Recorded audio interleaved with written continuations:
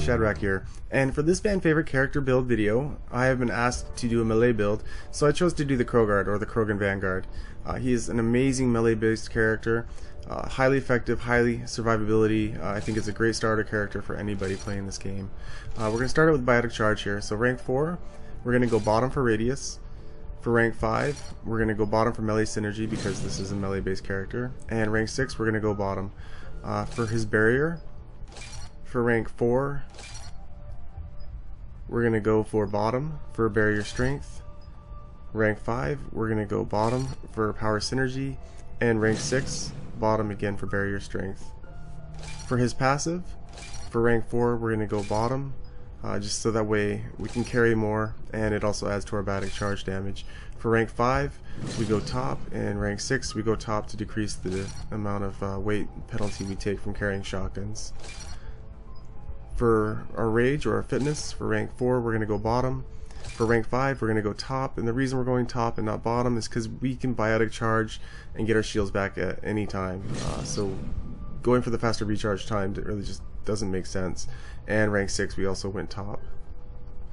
For the shotguns, basically any shotgun will do with this character. You want to keep your weight penalty around 150% or higher, so depending on what mods you want to use with that character, it will have a big part of what shotguns you want to use depending on the weight penalty you're going to take. For equipment, the ammo bonus, I like to either use disruptor rounds or I like to use incendiary rounds. Depending on the shotgun I'm using, depends on what rounds I'll use. I find that the Venom seems to prime with disruptor rounds a lot better than incendiary rounds, and other shotguns, just toy around with it a bit and see what works best for you, but that's definitely what works best for me, those two particular rounds.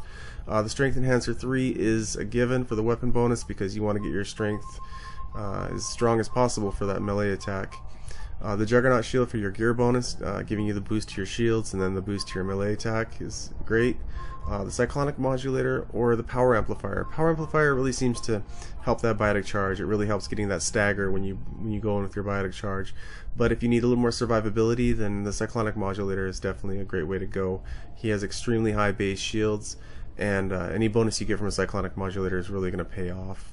Now I'm going to show some gameplay of a couple of friends and myself using this particular build. Let's talk a bit about the loadouts that we have chosen. Ronin has chosen a katana with the Omni Blade to increase his melee damage by 50%. He's not using any ammo because he doesn't really plan on shooting his shotgun at all. I'm using the Venom shotgun.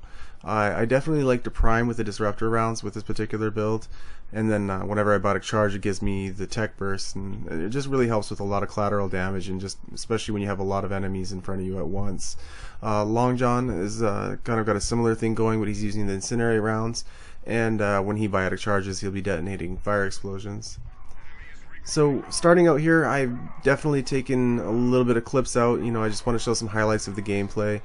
This is wave 3. We have pizza deliveries, and if you notice there, I'm using light melees, and it really speeds up the amount of time it takes for me to deliver the package. Definitely having two guys around me biotic charging and using heavy melee all over the place, it really makes a big difference. His melee attack is just so powerful, and his survivability is so high. As you notice throughout this gameplay, every time there's a prime or anything like that, we swarm them. Not only do we have very high shields or barriers, but because of the Cyclonic Modulator, it increases it 100% for a 3, 150% for a 4, so you have 1,000 base barriers. So a Cyclonic 3 will put you up to 2,000, a Cyclonic 4 to 2,500. And that doesn't include speccing into your fitness, the extra bonuses you get there. Biotic charging, keeping your recharge rate over at least 150% or higher, makes it readily available, so it's there whenever you really need it. I can deal with 2 primes on Platinum with this particular build without really risking going down. So I mean, it just goes to show how much damage he can take and how much damage he can deal. I'm a big fan of this character.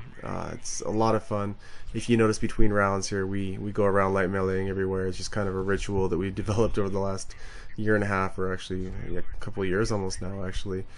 We got 10 waves survived on this game. Definitely, it wasn't that difficult. We played a match after this, actually, and we got 10 waves survived again. Just with this particular build, especially everyone using it, it's just such a powerful build. I definitely recommend it to anybody starting out this game that's looking for a good melee build. This is definitely a great melee build. My friend Ronan, he's been using this melee build since the beginning, actually. Definitely one of the innovators of this particular build. He's solo platinum, excuse me, twice he's solo platinum using this build, actually on this particular map. Probably one of the first people to solo platinum with this build. He did it a long time ago. Not recorded, but definitely if you look on his manifest, it's there. So right now, just cleaning up the wave. We got a couple primes here, definitely making short work of them. As you notice, I'm by myself right here. There's 2 primes there. I know this is gold, but as you can see, there's really not much trouble, not really any problems going on. Just staggering them all over the place. As you noticed, the Geth is a very, very high stagger dealing opponent. Probably one of the worst in the game as far as making you stagger. I think that's a big part of why you don't see a lot of platinum solos done with Geth, is because people, the stagger just really makes it very difficult to move, to get around the map. And as soon as a prime starts staggering you, and you get in that little domino effect, it's just everything comes tumbling down so fast. Definitely why I would consider the Geth one of the most feared platinum solo opponents in the game. Definitely the map, excuse me, the map you choose plays a big role in it. I have to apologize, I'm a little bit under the weather.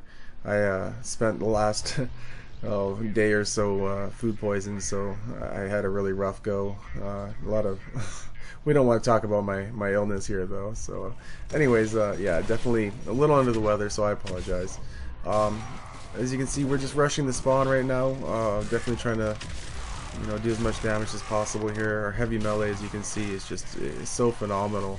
Not to mention that on the 6th rank of fitness, we chose to decrease the amount of enemies it takes to initiate rage mode by 1. It's definitely it's a really important